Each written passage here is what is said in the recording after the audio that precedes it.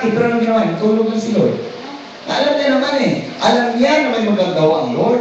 Kaya anong ginawa ng ating pan? But he was on the stream, asleep on a Pharaoh, and they awoke him and said, "Great teacher, do you not care that we are perishing?" Sabi sa mga apostol, "Sino ba kayo pakialam? Malulubog na tayo, Lord, gising!" Doon naman nagkamot yung surprise attack mostly. Pag din-attack kita ng demonyo, nandun pong panic. Nandun tayong nawaworry po tayo. Parang masasabog ng mundo, parang akala mo parang wala ng solusyon. Ito pong ginagawa ng mga apostoles, nung tayong kasama kanilang Panginoon. Ibig sabihin, yung atake ng kaaway, wala pong exempted. Lahat po dinadaanan ng kaaway, lahat po tayo susurprise attack. Kaya lang muna ganito, tuturuan tayo ng Lord, paano tayo lumaban doon sa mga atake ng kaaway. Amen, babanatan Diyos. Pipalapakan ka muna si Lord. Hallelujah! Okay na pangamba ng Lord, babanatan Diyos. So, hindi, ang unang hindi surprise attack, ito pong grabe, hindi ko naman po ganit. Pabalik-balik natin example ito mga ng Diyos. At itong dumating sa buhay niya, hindi buong isip ni Hope na matabos sa kabuhay niya. Yung surprise attack ng kaaway. At alam ko, hindi natin ito kaya. But, wala mo na ganit, walang exempted. Ito natapos sa Hope, chapter 2, verse 1 to 2. Again, there was a day when the sons of God came to present themselves before the Lord. And Satan came also among them to present himself before the Lord. And the Lord said to Satan, From where do you come? Satan answered the Lord and said, From go to and fro on the earth, and from walking back and forth on it. No, tama ka ginangabal din natin sa 1 Peter. Si Satanas kaya paikot-ikot lang. Pinaikot-ikutan lang yung mga balay sa mga anak ng Diyos. Hindi pa naman umiikot sa mga sa mga balay sa hindi Kristiyano. Doon pa sa balay sa mga demonyo. Ang balay sa mga Kristiyano. Kasi nga, kita ang ginatublag niya. Kita mo ang ginabantayan niya. Yung mga tao na wala sa Lord niya, hindi nakikinig ng salita ng Panginoon. Alam niya, kanya na yan eh. Yung mga anak ng Diyos, yun ang agawin niya sa kamay ng Panginoon. Eh, huwag ka na magtaka. Wala nakilala mo si Lord, parang nagulo ng buhay mo. Ano pa man kamaran ng Diyos? Pag simula nakilala ko si Lord, parang nandito na, gano'n na. Yun ang ginagawa ng kaway. Kaya nga nung hindi mo niya, tanaw na kung paano niya ito bubutasan. At kung paano niya ito mabibira. Kaya dapat nag-inang tayo mga ng Diyos na wala tayong masingitan. Pag once na singitan ka na mga tayo, wala na tuloy-tuloy ng gawa ng demonyo. Kaya dapat hindi tayo kasi. Alam ko, mga kakilos lang ang demonyo pag pinahintulot po ng Diyos. Pero pag hindi pinahintulot ng Diyos, ay wala kong magagawang kaway kahit anong gawin niya sa kabuhitan. Kahit actual pa kami sa tanas, bubuhayin pa rin tayo ng Lord. Diba, may mga storya mo na, gawin tatag na sa bala, buhit pa na. Eh, hindi pa pinahintulot ng Diyos eh. Control pa rin ang ating Panginoon. Ano bang sitwasyon kontrolado ng Lord? Ibig sabihin yung surprise attack na ito natabo kay Hope. Anong sunod na yung natabo? Next slide. Chapter 2, verse 6. Sumagot si Satanas, kahit anong bagay ay ibibigay ng tao, huwag lamang siyang mamatay. Subukin ninyong saktan ang kanyang katawan at sigurado kong sumpain niya kayo harap-harapan. Sinabi niya kung gayon, gawin mo ang gusto mong gawin sa kanya, huwag mo lamang siyang patayin. Imagine mo, dahil ito, talagang pinahinto. Bigyan mo na naman ko sa inyo, pagpahintulot ng Diyos, may makakabutas sa Satanas. Kaya niya ng saktan. Pero, pag hindi kay pahintulot ng Panginoon, walang gagawa sa Satanas. Andun paalik-aligidin niya siya, paikot-ikot lang siya. Pero hanggat hindi siya binigyan ng authority, alam niyo yung authority na yan, binawi na po ng Lord kay Satanas. At ang authority na yan, binigay ng Diyos sa atin. Wala, simula ngayon ang mga magbuhat ka ni Subong, hindi ka defeated eh. Magbuhat ka sa lugar, hindi na anong pero na ta. Hindi na ka-apihin ni Satanas, tayo na ngayon ang mag-aapi sa kanya. Amen ba mga ng Diyos? Hindi na tayo ang muna dapat ni Satanas. Alamin mo lang yung stand mo, alamin mo yung authority mo, ay mga ng Diyos. Kaya maraming Christian defeated hanggang ngayon nga, hindi mo alam yung authority mo. Hindi mo alam kung anong tayo mo. Amen ba mga ng Diyos? Dapat victorious time. Hindi tayo dapat defeated. Dapat mga conqueror tayo katulad ng ating Panginoon. Okay na mga ng pinahintulot, tanggalin ng Lord ang kanyang kamay. Pero hanggat hindi pinahintulot ng Panginoon, wala magagawa si Satanas. Okay, next, ano pa ginawa ni Job ni Satanas kay Job? Kaya umalis si Satanas at sa harapan ni Yahweh, ay tinagtag ng nagnanaknak na sugat ang buo nitong katawan mula ulo hanggang talampakan, at naupo sa Job sa tabi ng basurahan at kinamot niya ng isang pirasong basag na palayo ang kanyang mga sugat. Grabe, ipinahintulot ng Lord, mga anak ng Diyos, nagnanaknak na sugat. Ibig sabihin pala mga anak, yung nakikita natin ngayon yung mga cancer na yun, sa una pala, nandiyan yan, ang demonyo talaga mag-create yan. Tinagtag niya si Job, hindi lang isang bukol, hindi lang isang sugat, buong katawan. Sino nakatanaw kagabi sa maalala mo kaya? Yan, sa mga nyo pwede malapin, dyan ako nagkukuha ng sample. No? Talagang grabe, pinahintulot ang Lord sa kanya. Talagang, ang malaganin mo, tandaan natin mga natin. At bakit pinahintulot ang Lord sa sino bang lalaki? Kumasinungalan to, si Steve. Si JC Rivera. Ha? JC Rivera. Hindi naman artista rin. May ngalan. Joseph. Joseph. No? Nakita mo na ito, grabe po ang sacrifice niya, talagang mula sa maliit na grabing hirap na experience niya. Until such time na dinala siya ng Panginoon sa rotrok ng tagumpay. Wala kang problema sa mga anak ng Diyos. Kaya tayo, totally, hindi pa tayo binibless ng Lord. Alam niyo anong rason na hindi tayo binibless pa ng Lord? Nandiyan ang pangako, bakit hindi pa binibigay ng Diyos? Kasi una-una ang puso natin hindi panda. Alam ni Lord na pag binukbok na ni Lord ang blessings sa mga kamay mo, o dinala ka ng Lord dun sa rotrok ng tagumpay, sigurado iiba ng attitude mo. At maraming Kristiyano gano'n na nga. Binibless na nga ni Lord, nawawala na. Kaya alam na ni Lord yung, kaya wala tayong itatago po sa Diyos. Alam niya ang punot dulo ng buhay natin. Alam niya kung ano tayo, kung makakaya na ito o hindi. Katamutulad ako kay Joseph, kung saan dinala siya ng Lord sa rotrok ng tagumpay, nag-grabe po, blessing, talagang inahon niya sa hirap yung mga magulang niya. Nag-return na rin, bless siya. Kaya ang problema, nung nasa rotrok ng tagumpay, umiba na yung attitude niya. Talagang yun na, sinisip, tagaw mga ano niya, yung mga tawag niya, yung mga office mate niya, yung mga subordinate niya, talagang magkambali siya, talagang sakit na talaga. Sabi na, grabe humble niya. Yung tinaas niya, tumaas din ang hiling niya, tumaas din ang pride niya. Talagang magsalita niya talaga minsan, umibang attitude niya, sa madaling salita. Kata mo na, ingatan natin ng Diyos, na pag binigay tayo ng Lord, kapag walang magbabago. Nagbabalag ng Diyos, yung attitude natin, yung character natin, ganun ka pa rin kahapon. Or else, makakatin ka ulit ng Lord pababa. At yun ang ginawa ng Lord kay Joseph, mga anak ng Diyos. Kung saan nilatak siya baba, nagkaroon siya ng psoriasis. Mula ulo hanggang ang buong katawan niya nagkaroon ng psoriasis. Grabe pa rin psoriasis. Alam mo, may ano ko yan eh. May ipaba mga ray. Picture na lang. May picture. May palauna, akala niya yung dandruff lang eh.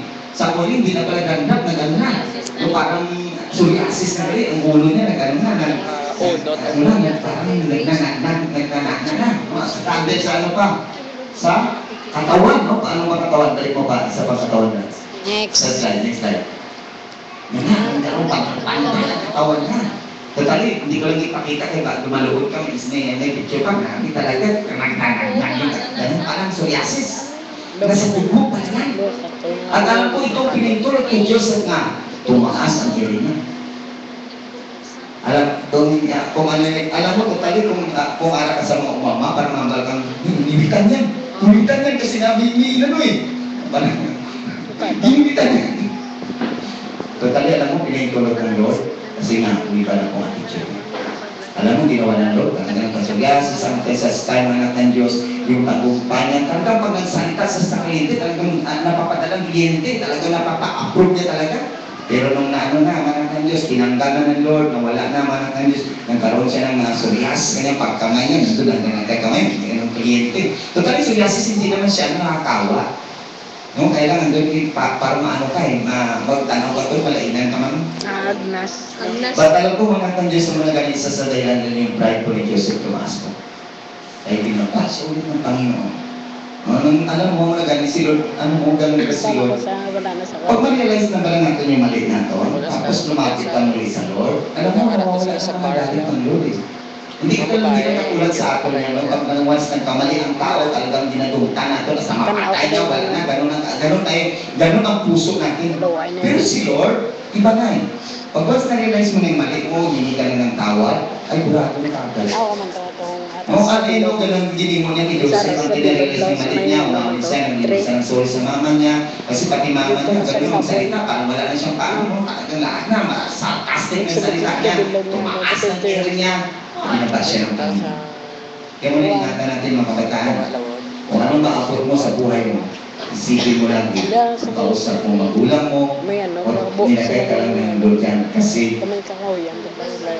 inangat ka lang ng Panginoon. Hindi dahil sa sarili. Kasi kung nagkakabuti, hindi na ako lulusot, diba? Magumangan na siya, hindi na kilala na si Lord, nagdala siya, ang ginawa niya. Ginawa siya. Alam mo, sa totoo lang, kaya talaga nangyayari, as in na nangyayari yan eh. Nangyayari sa buhay natin yan. At minsan, ipahintulot tayo yung Diyos yan, para ma-realize mo na kailangan may babaguhin ka sa sarili mo. May babangat ng Diyos, ganun din niya tayo. Kung ano man nilagay ka ng Panginoon, itinaas ka ng Panginoon, unang-unang hindi magbabago sa ating attitude ko. Patuloy tayo magpakumbaba ka. Stay humble lang lagi. Kasi totoo lang, wala naman talaga tayong pagyabang. Kung ano man tayo ngayon, ano lang ang dala sa inyo. Hindi ikaw may dalaga. Manambal ko ba, sino ba nagbibigay ng wealth and health? Basta lang. Wala po tayong pagyabang. Amen pa man ng Diyos. Ibig sabihin, balik tayo naman natin, parang gano'n natabo ito talaga, hindi lang yan eh.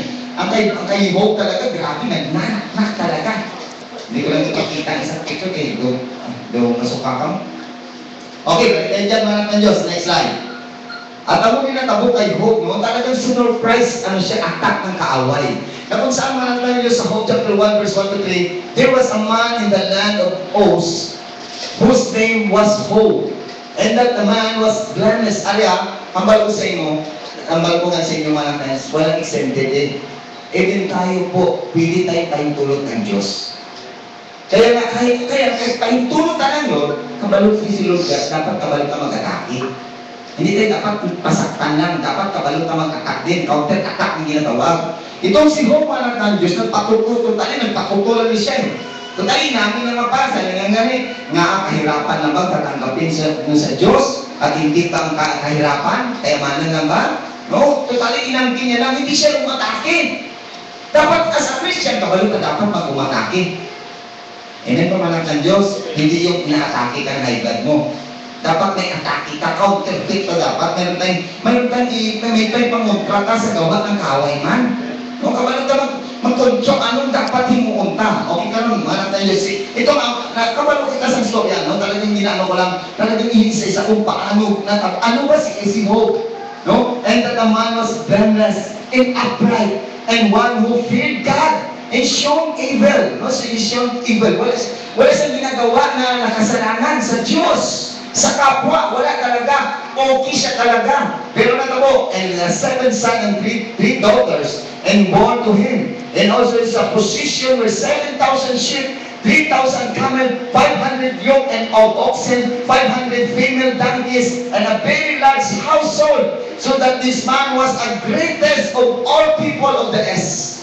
Alam mo itong si Hope, alam mo grabe pong attitude ni Hope, na ito lang, amo na siya katagumpay, ano ang aral na labot niya, pero still campus yun. Amo na namin attitude. But amo na ganit, hindi pa yung exempted.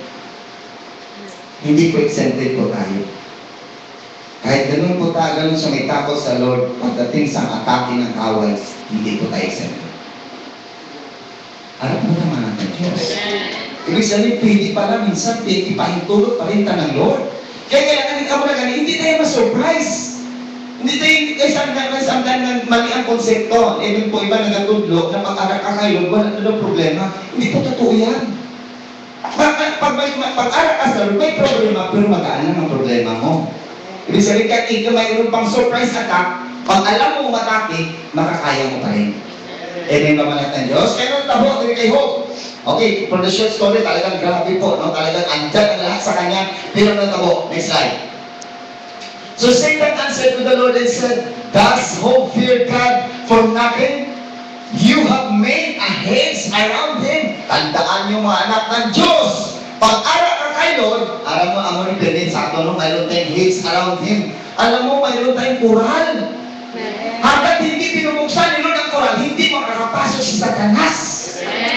Pero pag bukas ang kural, ay makapasok na si Satanas. At paano tayo ingatan ng Lord? Ano ang hindi natin nakita? Na kung ano tayo ingatan ng Lord? Tayo, ikaw, at ano? Hedge around him, around his household. Household po ang Lord magpalangga. Ikaw, anak mo, asawa mo, kamag-anak mo, palangga lahat ng Lord.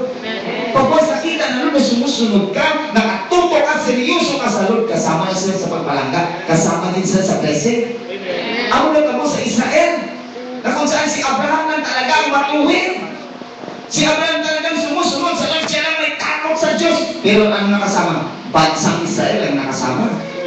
Kamumanta na mga natin, magpakatapat ka sa Lord. Magpakatapat ka, alang-alang sa pamilya mo. Alang-alang sa mga sa kabuhay, magpakatapat ka. Kasi kasama sila sa pagpalangga ng Panginoon. Sinabi na lang, Lord, you not made a hedge around him, around his household, around all. Alam mo, si Lord pa lang kasi isa. Ang isa na, hindi ko na kitangan si Leo. No, si Lord niya kasama all that has on every side. You have blessed the work of his hand, and his position have increased in the land.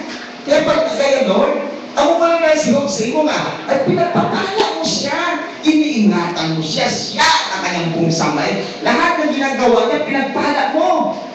Umanak-manak ng Diyos. Ano mo totally, ang given na sa atin eh. Pag sumusunod ka sa Lord, anak ka ng Diyos, given na. Yung blessing na kaumang na. Ang problema nga ng Diyos, hindi natin iniingatan ang blessing na ibinigay ng Lord sa atin. Kabalos si Lord, pag kumatok ng blessing, ingatan mo ng blessing na yan.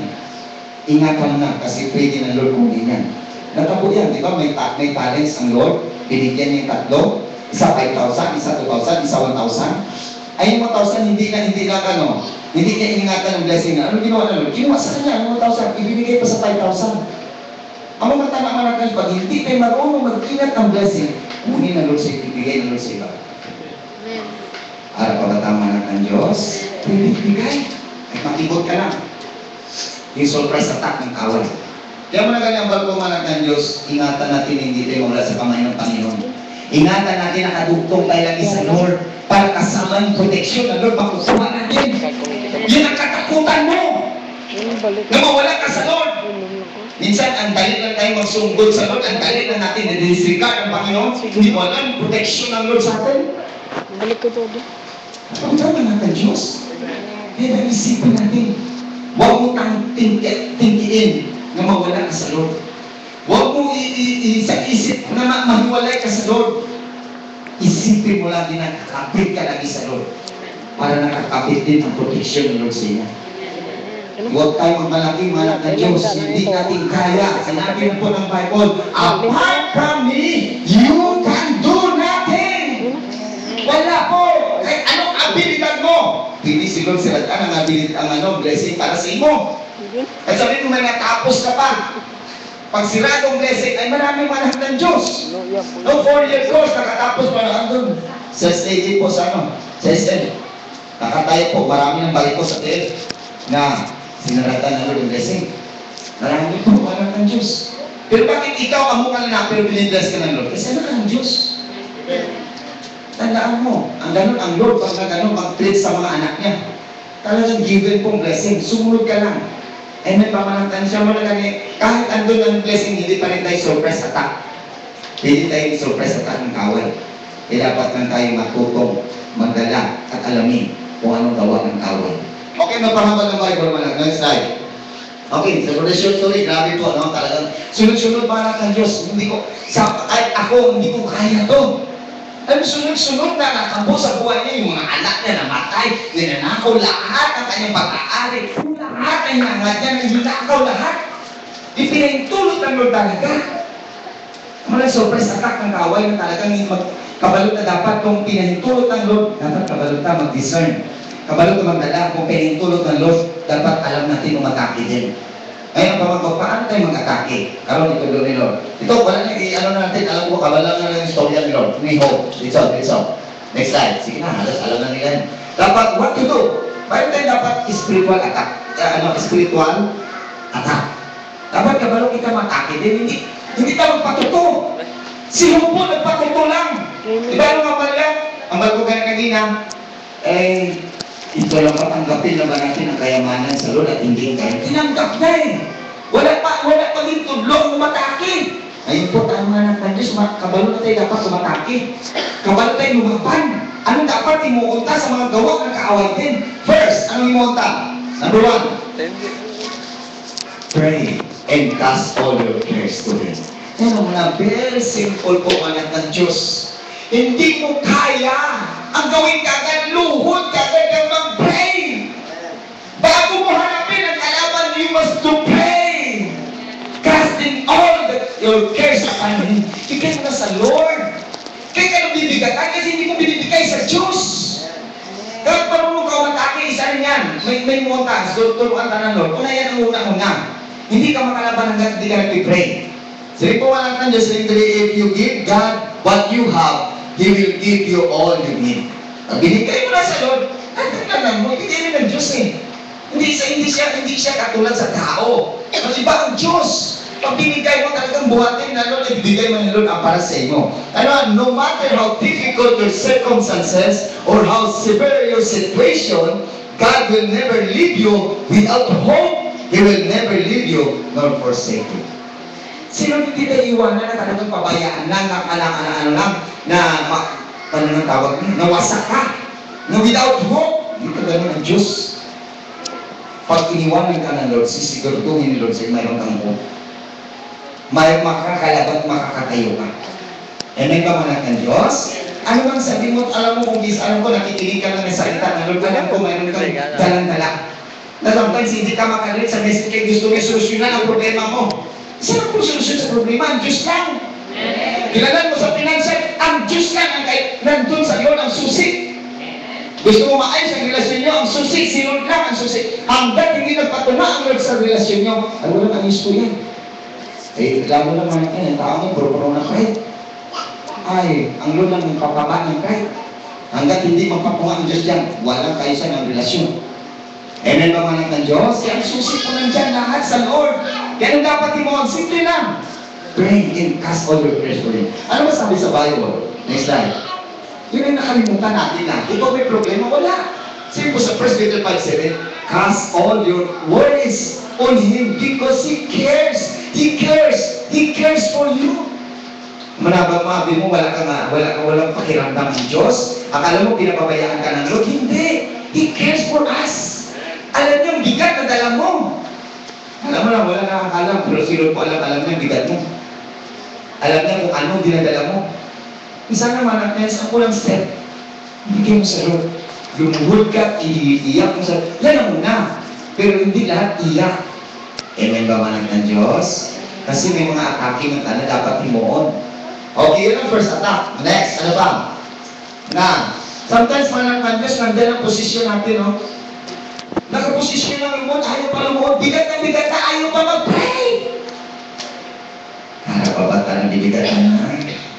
Napasan mo ng mundo, pero nakaposisyon na, ayaw pa mag-pray. Dapat ganun, ilahod ka na. Iluhod mo na lang. Ilahod ka na eh. Balang mo pa, ilahod ka na. Iluhod mo na lang. Napabata. Nakaposisyon na. Hindi may kuha kang kuhod. Ano pa ng pride? Ay, manag na nisanggat. Andyan ang pride mo. Nahihirapan ka. Kung mambalsay mo, hanggat ihilahod ka na, lalo ka nang mag-pray. Amen ba manag ng Diyos? Okay, diretso. Ano pa? Nothing that has happened to you is a surprise to God. Ibig sabihin na nakatapos sa pag-uwi, hindi surprise sa Lord yan. Alam na ni Lord yan. Galing na sa kanyang authority. Kung ano ba manat ng Diyos? Ganun pala si Lord Pasto. Binibigyan niya authority. Binibigyan niya. Minsan ang authority sa Satanas. From Bagugan sa New Testament. inagaw na ni Lord yung authority. Kaya nasa atin ang authority. Amen ba mga ng Diyos? Ay, grabe. Kung alam mo ang authority natin, wala na. Ang demonyo po, lalayas na lang sa buhay natin. Espiritu ng problema sa buhay, pinansyal, emotion, lalayas na. Pag nandun ang authority, alam mo ang authority. Okay na pa? God will still get you to where you were supposed to be. Ang Lord po, alam na kung saan kayo dapat ilagay.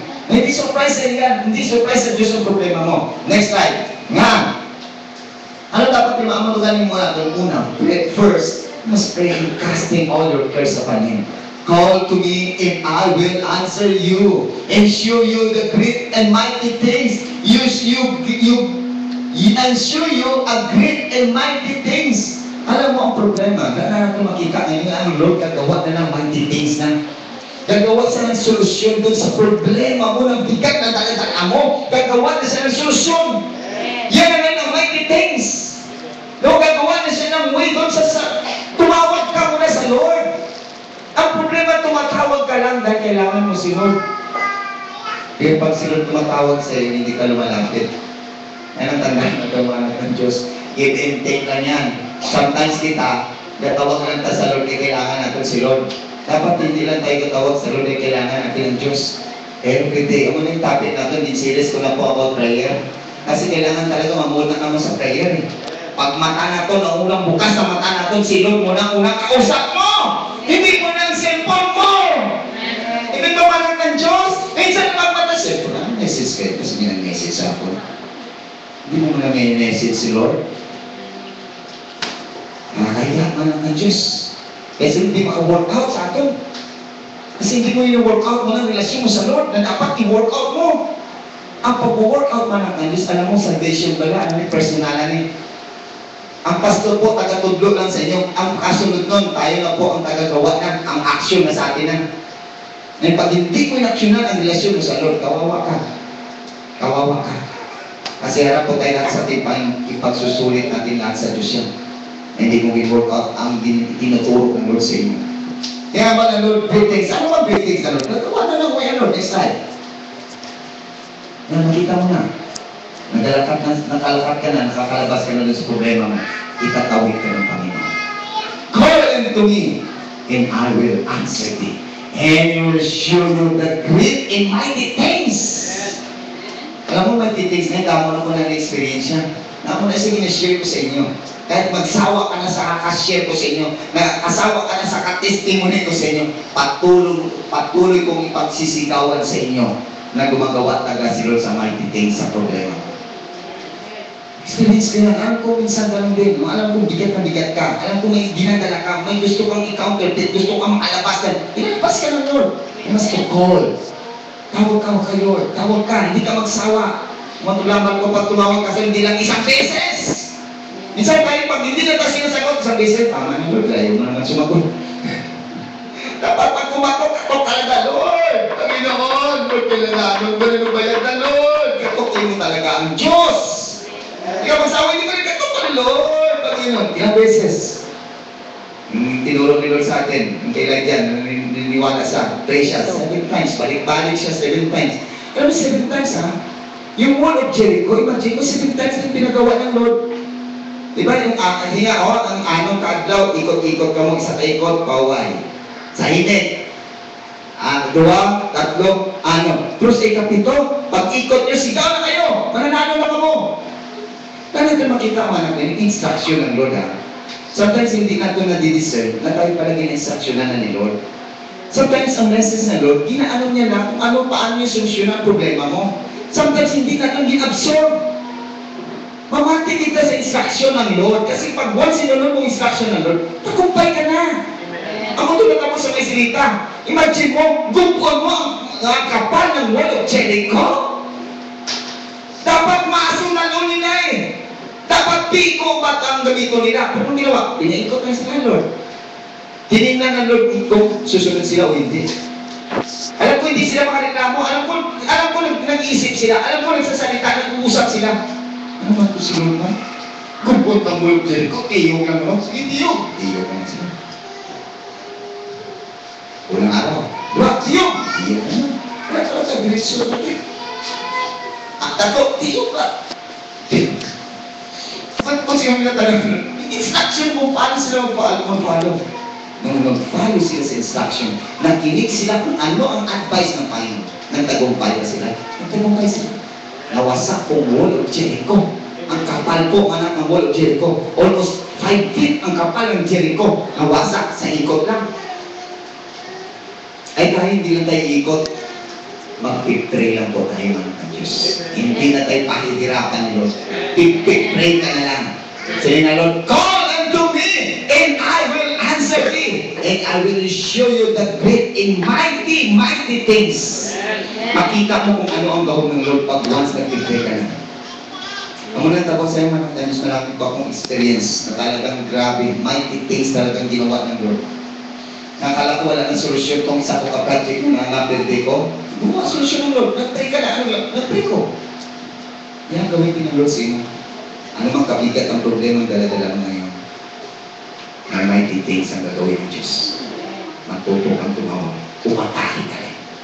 Amen ba man ang Diyos? Okay, next slide. Ano pa dapat imawan? Nga, I will never give you more than you can take and I will lift your bend but I will never let you break. No? Minsan, alam nyo talaga makmaan na eh. Balik na talaga yung mo ba? Pero hindi pa payag sila mabalik. Ibig sabihin, makalhod ka. Hindi pa payag sila na talaga mabalik ka. Alam mo, nakuha mo na natin mga anak ng Diyos na kung isa gano'n nagkatapos sa kabuhitan. Na pinsan, akala mo bigat na bigat ka, akala mo talagang katapusan na ng mundo, akala mo wala ng solusyon.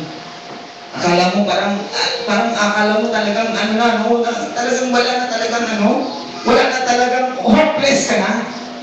Pero nakakaroon ka pa rin ng hopeless. Nakakaroon ka pa rin ng hope sa kabila ng hopeless mo. Ngayon, nakatayo ka pa rin. Pinagtulog ka nga ng sa problema. Pero mayroon pa rin solusyon ng Diyos. Until na nakatayo ka pa rin yan. Alam mo, sa tugtog lang, ang pasalamatan mo, hindi yung problema. Pasalamatan mo na overcome ang problema. Nalagpasan mo yung pagsubok na inalaw ni Lord sa buhay mo. Nang unsurprise attack ng demonyo sa buhay mo, nalagpasan mo. Napula tayo, marami tayo, kanya-kanya tayong surprise attack ng demonyo sa buhay. Kanya-kanya dealing din si Lord sa bawat isa sa ato.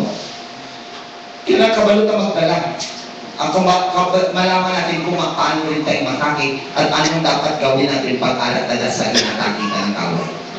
Amen ba mga ng Diyos? Okay na ba? I will never give you more than you can take it. Ganun si Lord eh. Hindi ka, pag maghatag siya, kabalo si Job, nakalagpalo si Lord, kaya ni Job. Kaya niya mamatay anak niya, 10 anak, sabay-sabay. Kaya ni Job yan. Kaya ni Job na mawala lahat ng pagkabutang niya. Kaya niya, kaya nga din nakahambal siya eh. Anong hambal niya? Nga, kayamanan naman, tatanggapin natin sa Diyos at hindi kalapan. Kung si Job kaya niya, inalaw sa Lord dahil kaya niya. Kaya pag ibig sabihin mo, lahat tayo marami natin inalaw ng Lord ang surprise attack, dahil kaya mo. Ang malaki mo ito pa, binigay ng Lord ang attack, kaya niya. Hindi parang ayaw mambal, parang kanya-kanya mo lang Lord, kanya-kanya tayo mapagsubok sa buhay. Pero hindi yung pagsubok na yun para mabalik ka, para magdurog ka, hindi yan. Kanya-kanyang dealing si Lord sa bawat isa. Hindi ba anak ng Diyos? Kaya huwag ka na ma-surprise sa problema. Huwag ka na mag-surprise sa problema. Ay, praise the Lord. Palakpakan natin si Lord. Hallelujah! Next slide. Ano pa ba ni Lord? God baggage, give it all to Jesus. Yan yung kabigat dala natin, di ba? Minsan, dala mo na dala ka, pero hindi ka na nababalik doon na ito. Kaya pa rin natin. Na-experience pa na natin mga ng Diyos, na parang alam, bigat na bigat ka na pero di nakatayo ka pa rin, nakasmile ka pa rin. No? Wala ka na kwarta, pero pag inutangan ka pa, hindi na nakita na, wala ka kwarta. Kaya kung yung nakatayo mo, kasi nandiyan ang Lord. Hindi ba mga ng Diyos? Akala na nakasmile ka. Ngayon hindi nakita, kasi hindi nakita, na bigat ka na pala. Kasi nandun lang si Lord, nakalalay sa daladala mo. Hindi ba mga ng Diyos? Ano ang pasalamatan natin, na-overcome natin yung problema. Kaya sa kapila, nagkalating carry po natin. Sabi pa, ano mo, tugtog na minsan pag ninalaw ka lang sa problema, parang feeling mo, ikaw lang may problema. Parang ikaw lang pinintulot ng Diyos. Hindi po. Mas grabe pa ang pinintulot ng Lord sa problema sa iba. Kaya totoo lang, iba ang treatment ni Lord sa mga anak niya. Pinintulot ka na Lord sa problema, pero kaya natin. Kaya natin. Hindi ka bibigyan ng Lord, hindi mo kaya. Kaya mo yan. Kayanin mo na. Isa kasi kaya mo, hindi mo lang kaya, Lord. Ikat na mo, Lord. Dapat ganun, kaya mo pa rin. Amen ba manat ng Diyos? Okay, next nga. Next slide. Okay, number 2. Ano pa dapat surprise attack? Don't lose your hope. Itong hindi mawala, yung hope na yan. Kasi pag nawala na yung pag-asa, wala na. Palta na natanan. Affected na mo pag mawalan ka wala ng hope, mababagdaw na natin. Yung isip mo, ang puso mo, pati emotion mo, pati katawan mo, pag mawalan ka na ng hope, kaya hindi talaga matanggal ang hope na yan. Nandiyan talaga nakatras, magtitiwala ka sa Lord na may magagawa ang Lord. Pag once na wala na yung hope, ang kamay na Lord, hindi na rin makauna. Parang maano ka rin, parang ikaw mismo, magano ka rin, magmunyumo ka. Na parang gusto mo na mamatay, gusto mo matapos ang mundo. Hindi naman ang kaya tanggalin natin, hindi mawala ka rin ng sa buhay mo. Kahit anong depression, kahit anong bigat na nagdala mo, huwag mo tanggalin ang hope. May pag-asa pa. May pag-asa pa. Ang magandang tabo kay Joseph, na kung saan man ang Diyos nandun na binalik siya ng Lord sa pinakababa, alam mo, hindi nawalan, hindi siya nawalan ng hope, na one day, matanggal ko sa akin, one day, maayos kong buhay ko. Inangat sa ulit ng Lord, inangat siya. At doon ginagawin niya lahat ng mga psoriasis, no, sa bugos ng Pilipinas. At siya ginamit ng Lord para makatulong. No, marami siyang na-invite ng mga yaman na nakatulong po doon sa mga masakit. Ibig sabihin po si Lord, bawat isa sa atin, may plano talaga si Lord sa bawat isa.